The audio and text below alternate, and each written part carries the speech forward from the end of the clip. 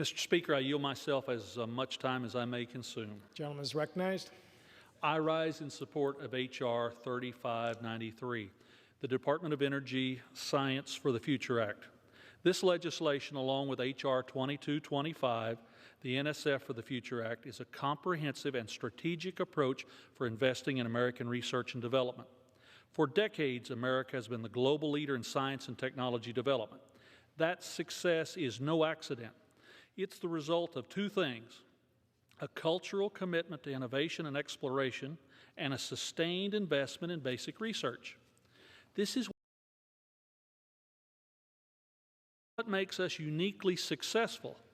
The federal government funds high-risk, high-reward basic research that expands our fundamental knowledge of science and technology. This research, which is too costly for the marketplace to fund, produces discoveries that can then be commercialized through private industry. Our system maximizes taxpayer investment and takes advantage of strong public-private partnerships to keep America at the cutting edge of technological progress. Unfortunately, our adversaries in China are now investing more than us in R&D in an attempt to take over the lead in science and technology. The way to stay ahead of China isn't adopting their method of top-down, government-mandated, applied research agenda. It's to reinvest in the basic research, infrastructure, and STEM workers that have driven, I should say always driven, American progress. H.R. 3593 does just that. It is the first comprehensive authorization of the Office of Science, which is our nation's largest federal sponsor of basic research in the physical sciences. The DOE Science for the Future Act invests $50 billion over 5 years in the Office of Science and the national labs, national scientific user facilities, and the thousands of researchers it supports. The DOE Science for the Future Act is an investment in our technological and clean energy future. It funds research into materials, chemical, biological, and environmental sciences, as well as fusion energy, advanced computing capacities, and cutting-edge technologies like artificial intelligence and quantum sciences. We already know that investments in basic research pay large dividends. For example, basic research conducted at our national labs gave us improved hydraulic fracturing technology and allowed us to produce more clean natural gas. This reduced emissions, lowered energy costs for Americans, and helped us become a net total energy exporter for the first time in decades.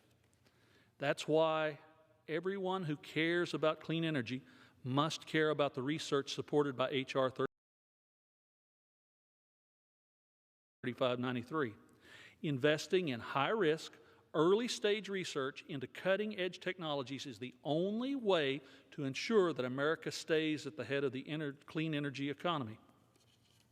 Another important provision in the DOE Science for the Future Act is the creation of the Cross-Cutting Emerging Infectious Diseases Research Initiative to build on DOE's work to better model, understand, and fight infectious diseases. As they have shown time and time again during the COVID-19 pandemic, our national labs have an important role to play in supporting public health. This legislation gives them the resources they need to continue this work. H.R. 3593 also funds much-needed infrastructure updates for our national labs and user facilities.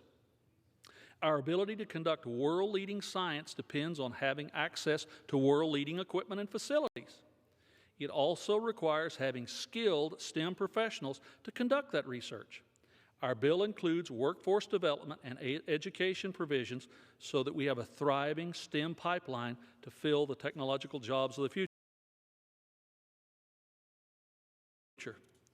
Mr. Speaker, H.R. 3593 is a forward-looking bill that is badly needed right now to drive American progress and to keep us globally competitive. As with the NSF for the Future Act, this legislation was drafted with extensive input in a bipartisan fashion. and the result of a strategic and responsible investment in the next generation of breakthrough energy technologies. I thank my friend Chairwoman Johnson for all her work with me on this bill, and I urge my colleagues to pass this now. I reserve the balance of my time, Mr. Speaker. The gentleman from Oklahoma reserves his time. The gentlewoman from Texas is recognized. Mr. Speaker, I yield such time as she may consume to the